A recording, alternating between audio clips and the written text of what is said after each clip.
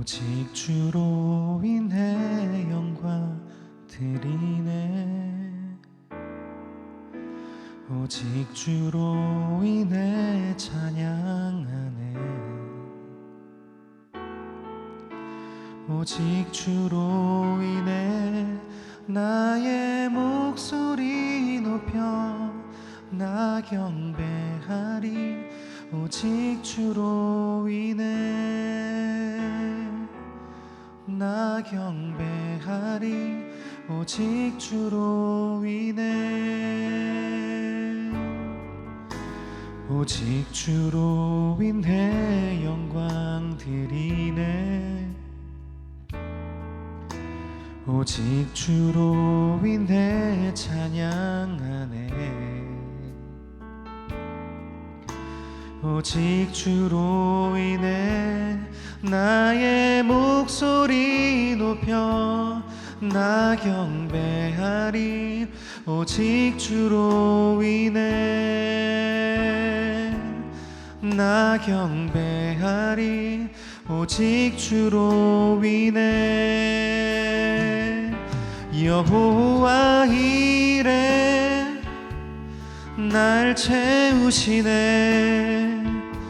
여호와 니시 승리로 날 이끄시네. 여호와 샬롬 평화의 왕 나 경배하리. 오직 주로 인해 오직 주로 인해 영광 드리네. 오직 주로 인해 찬양하네. 오직 주로 인해 나의 목소리 높여 나 경배하리. 오직 주로 인해 나 경배하리. 오직 주로 인해 여호와 이레 날 채우시네. 여호와 니시 승리로 날 이끄시네. 여호와 샬롬 평화의 왕 나 경배하리. 오직 주로 인해 여호와 이레 날 채우시네. 여호와 니시 승리로 날 이끄시네. 여호와 샬롬 평화의 왕 나 경배하리. 오직 주로 인해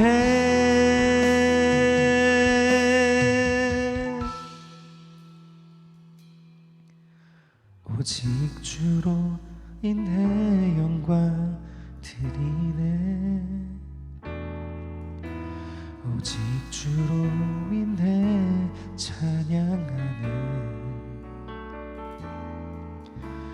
오직 주로 인해 나의 목소리 높여 나 경배하리. 오직 주로 인해 나 경배하리. 오직 주로 인해 나 경배하리. 오직 주로 인해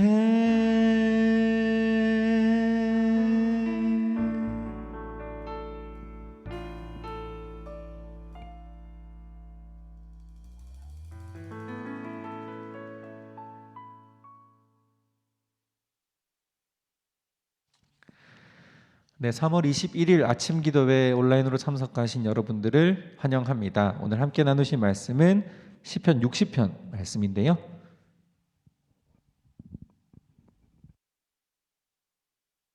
시편 60편 말씀 제가 읽어드리겠습니다. 하나님이시여, 주께서 우리를 버려 흩으시고 분노하셨으나 이제는 우리를 회복시켜 주소서. 주께서는 땅을 진동시켜 갈라 놓으셨습니다. 이제 그 틈을 메우소서. 땅이 흔들리고 있습니다. 주께서 주의 백성에게 큰 어려움을 주셨으므로 우리가 마치 술 취한 사람처럼 비틀거리고 있습니다. 그러나 주를 두려워하는 자에게 주께서는 깃발을 주셔서 진리를 위해 그것을 달게 하셨습니다. 주의 능력으로 우리를 구원하시고 우리의 기도에 응답하셔서 주께서 사랑하시는 자들이 구출되게 하소서. 하나님이 그의 성소에서 말씀하셨다. 내가 의기양양하게 세겜을 나누고 숫꽃 골짜기를 측량하리다.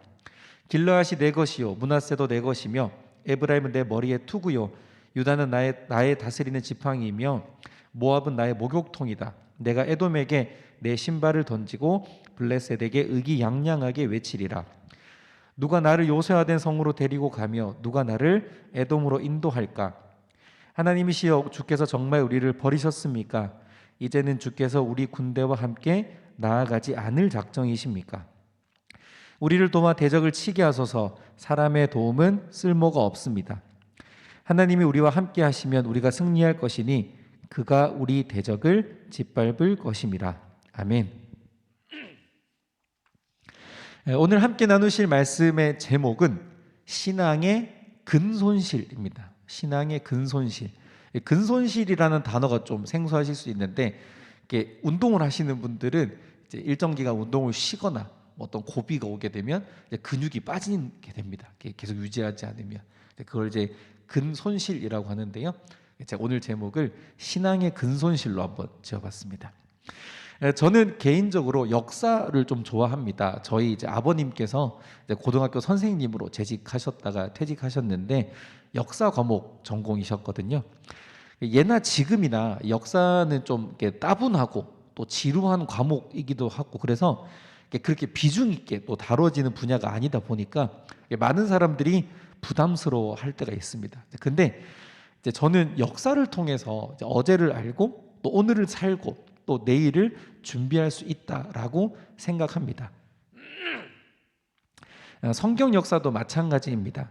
어떤 사건이나 감정의 고백은 시대를 담고 있습니다.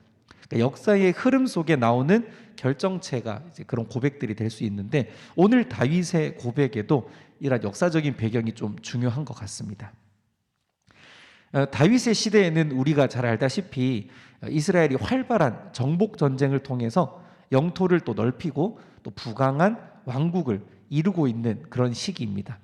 오늘 시의 배경이 되는 것은 사무엘하 8장 말씀인데요. 이제 그곳에는 다윗의 연전연승, 그러니까 승전보, 역사는 승자의 기록이라고 하니 죄송합니다. 그런 연전연승만 기록하고 있는 이제 사무엘하 배경이지만 이제 이스라엘이 늘 계속 그렇게 승리만 했던 것은 아닙니다.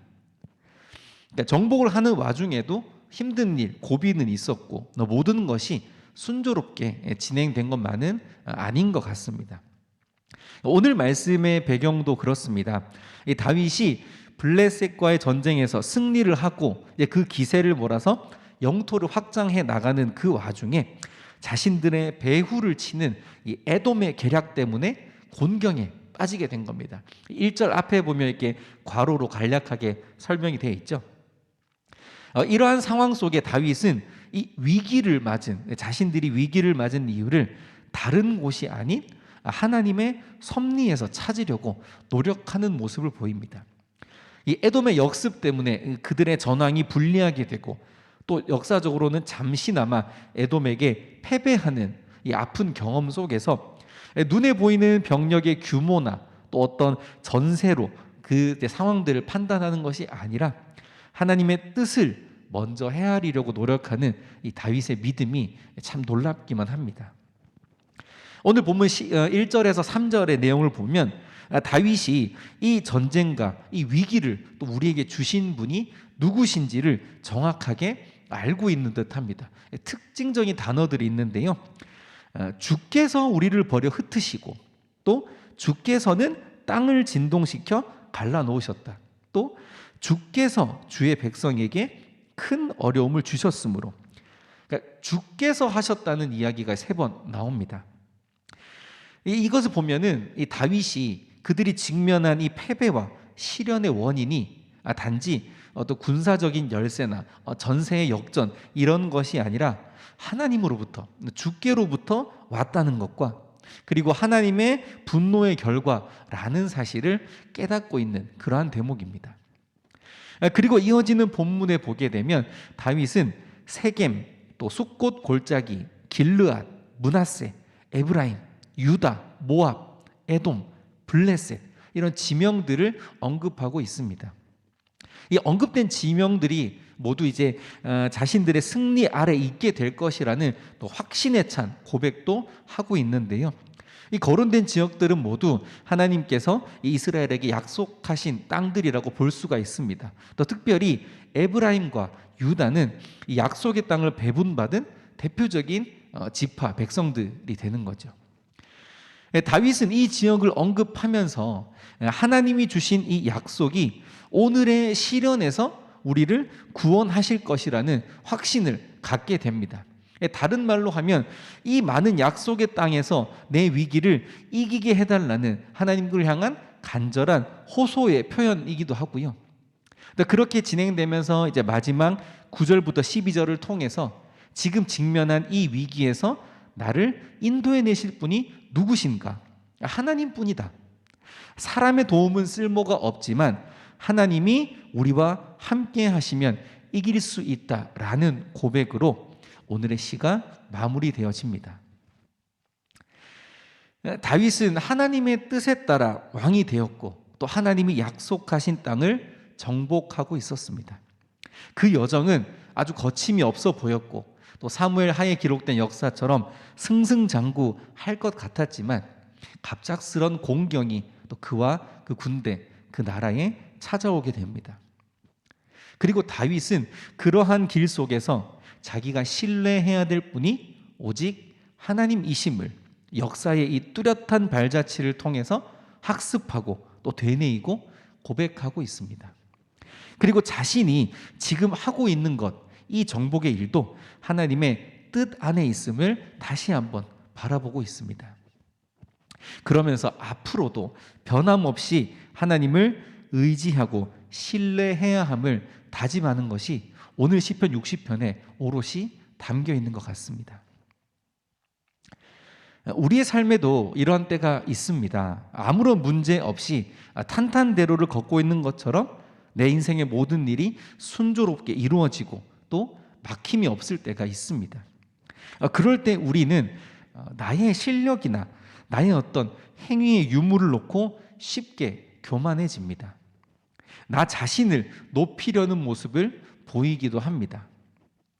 그러나 뜻하지 않은 갑작스런 장벽에 막혀 또 어쩔 줄 몰라 하는 상황도 우리 인생에 종종 등장합니다.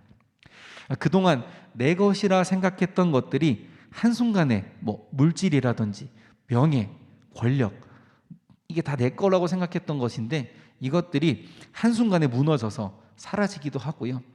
또 친구나 이웃 간에, 가족 간에 돌이킬 수 없는 갈등으로 힘들어하기도 하고, 또 지금처럼 코로나라는 이 불가항력의 거대한 파도 앞에 속수무책으로 버려지는 그런 때도 우리에게 닥쳐오게 됩니다. 그럴 때 우리가 해야 될 일이 무엇이겠습니까?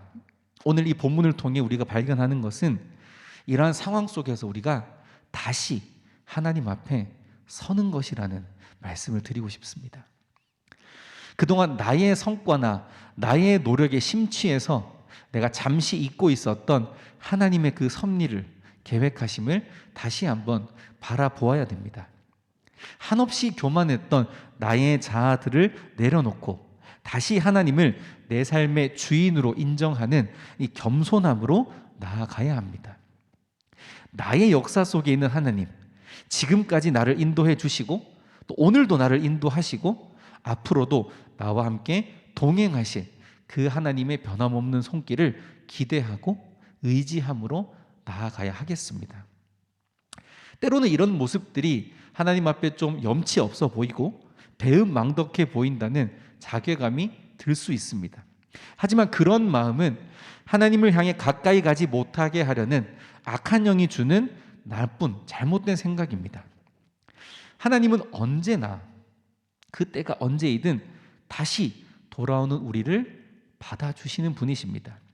십자가의 피가 그것을 증명하고 있지 않습니까? 제가 서두에 신앙의 근손실이라는 제목을 말씀드렸는데요. 우리의 몸의 근육을 키우기 위해서 우리는 헬스나 운동을 합니다.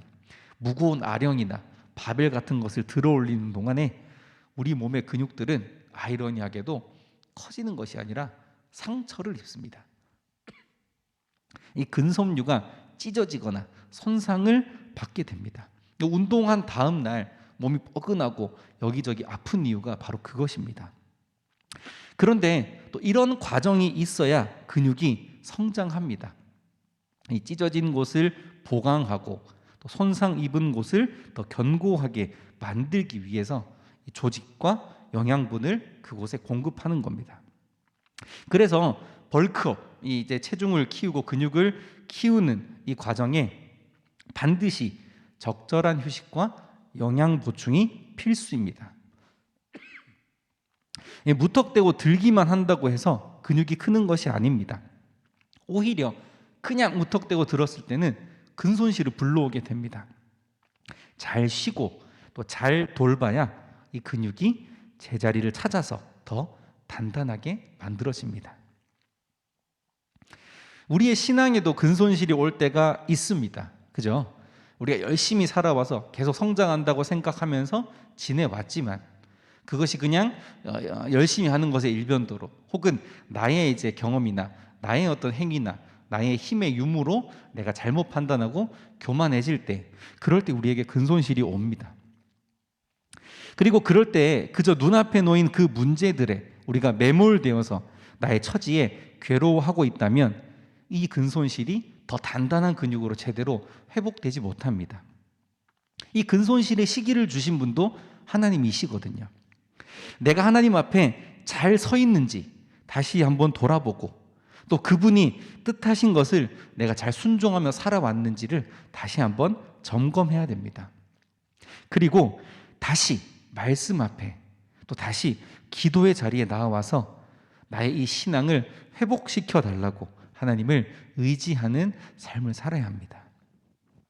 잠깐의 아픔은 있겠지만 이 과정을 통해 나의 믿음과 신앙은 더 단단함으로 회복이 될 것입니다. 오늘 함께 나눈 이 시편 60편 다윗의 고백을 통해서 나에게 주어진 오늘의 크고 작은 어려움이 하나님과 더 단단하고 끈끈한 관계를 만들 수 있는 회복의 시간이 되시기를 간절히 소망합니다. 함께 기도하시겠습니다. 우리의 힘이 되시고 능력이 되시는 주님을 찬양합니다. 이 세상을 살아가면서 나의 모든 삶의 희노애락 가운데 내 삶이 잘 풀리고 내 삶이 평탄하게 흘러간다면 그것이 마치 나의 성과인 양, 나의 행동의 결과인 양, 내 자신이 커지고 또 내 자신이 한없이 교만해지는 그런 때를 경험했습니다. 하나님, 그렇지만 그러한 순간이 지나가고 나에게 닥쳐오는 현실의 거대한 파도와 예기치 못한 갈등들과 예기치 못한 아픔들 때문에 내가 속수무책으로 당하고 어쩔 줄 몰라 어려워하는 상황도 우리에게 다가왔습니다. 하나님, 오늘 다윗의 이 고백을 통해 우리가 다시 한번 우리의 삶을 점검하기를 원합니다. 내 인생에 기쁠 때나 슬플 때나 즐거울 때나 아플 때나 그 어떤 순간이든지 그 모든 인생을 주관하시는 분이 하나님이시라는 사실을 우리가 잊지 않도록 인도하여 주시옵소서. 그리고 그 하나님이 나에게 주시는 시련을 통해서 내가 다시금 더 하나님과 가깝게, 하나님과 친밀하게 그 관계 속으로 나아갈 수 있는 귀한 회복의 시간으로 우리가 삼을 수 있도록 주님 우리를 인도하여 주십시오. 그 시간 동안 또 말씀 앞에 엎드리고 또 기도로 주님께 나아가기를 원합니다. 나의 삶을 어제도 오늘도 또 내일도 인도하시고 함께 하실 그 하나님의 사랑 안에 내가 다시금 들어가서 내 인생의 주인 되었던 나의 모습을 내려놓고 다시 내 주님을 주인으로 모시길 소망합니다. 하나님, 오늘 하루 우리가 그렇게 살아갈 수 있도록 인도해 주십시오. 감사합니다. 우리 삶의 인도자 되시고 우리의 힘이 되시는 예수님의 이름으로 기도합니다. 아멘.